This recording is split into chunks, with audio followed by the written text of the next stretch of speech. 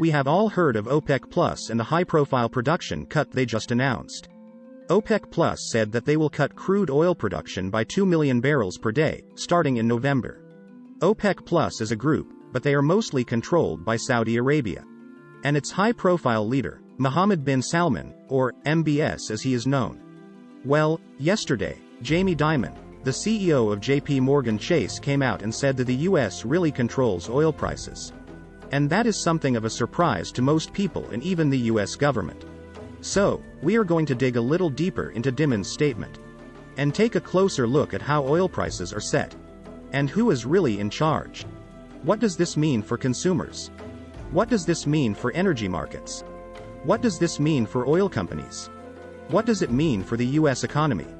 And what does it mean for the future of the United States? But, before we get into all of that, please hit the like button and leave us a comment below. We would love to hear from you.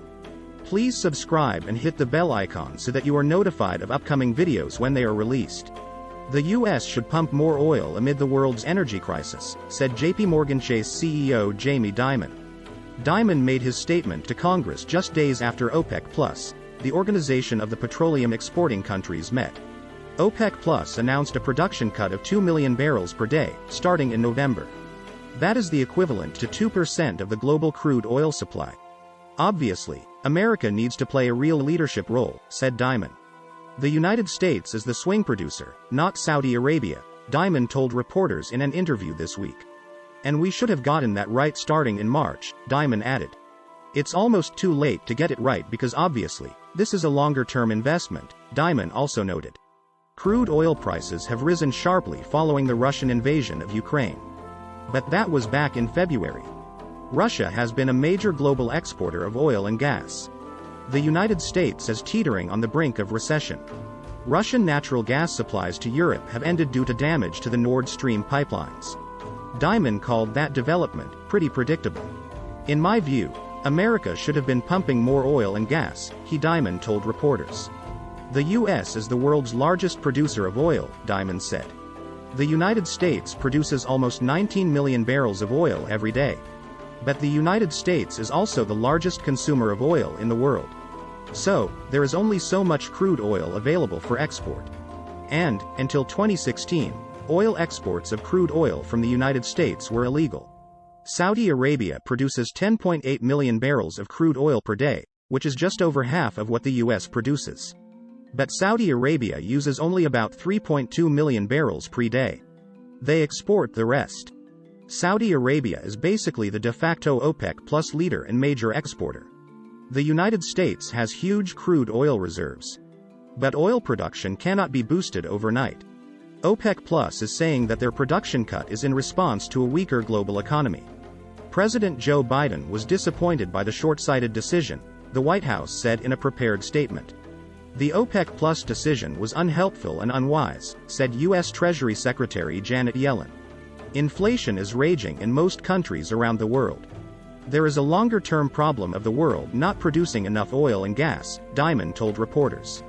The world needs more oil and gas production in order to reduce the use of coal and transition to renewable energy, Dimon continued.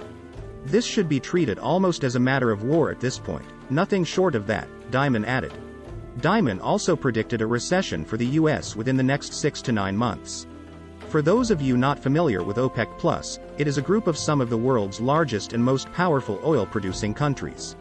OPEC Plus includes Saudi Arabia, Russia, Iran, Iraq, Algeria, Nigeria, and other oil-producing nations.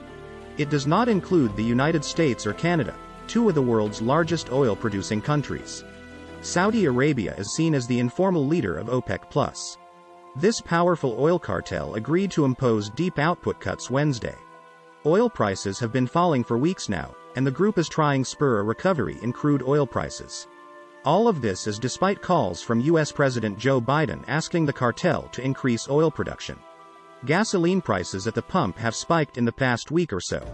And President Biden wants to help the global economy by keeping prices low. Today was the first face-to-face meeting of OPEC Plus in Vienna since 2020. Worldwide oil prices have gradually dropped to around $80 a barrel last week.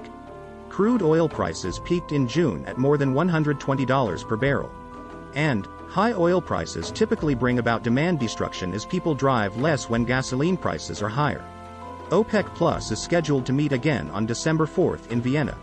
The OPEC Plus announcement served as a reminder of why it is so critical that the United States reduce its reliance on foreign sources of fossil fuels, the White House said.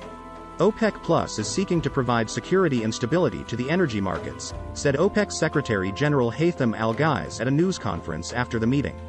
Energy analysts expect the impact of the cuts to be limited. Most of the production cuts are expected to come from Saudi Arabia, the United Arab Emirates, Iraq and Kuwait.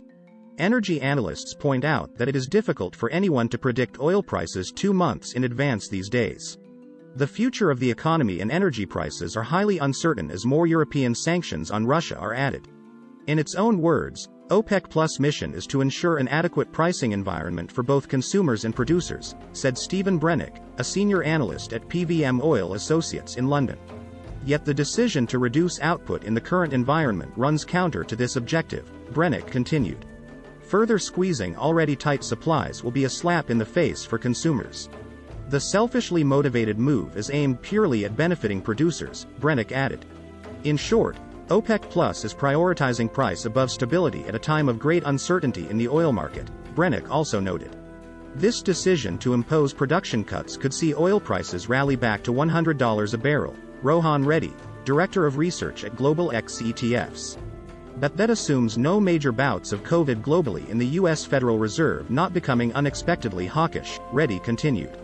Due to the decision, volatility will likely return to the market, and despite concerns about the resilience of the global economy, the oil market is tight, all of which should serve as a tailwind for prices in the fourth quarter, Reddy added.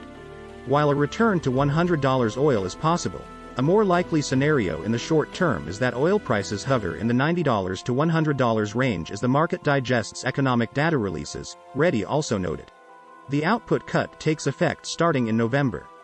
President Biden visited Saudi Arabia in July to request that the OPEC kingpin pump more oil in order to reduce prices and stimulate the global economy. Oil prices have been on a roller coaster ride in 2022. Prices reached a 2-year high in March. But oil prices fell 25% between the middle of June and the end of August. The price decline has been driven by the expectation that interest rate hikes by the U.S. Federal Reserve would reduce demand for gasoline. And by concerns that COVID-19 restrictions in China would slow the Chinese economy and reduce oil demand. The average price of gasoline in the U.S. reached a peak of $5.02 per gallon on June 14. Geopolitics remains a key driver of oil prices worldwide. So, gasoline prices at pumps in the U.S. are being affected by the special military operation in Ukraine. The price of West Texas Intermediate crude oil peaked at $130 per barrel in March. But, what do you think? Please hit the like button and leave us a comment below. We would love to hear from you. Please subscribe and hit the bell icon so that you are notified of upcoming videos when they are released. Please share this video on social media. Thank you for watching.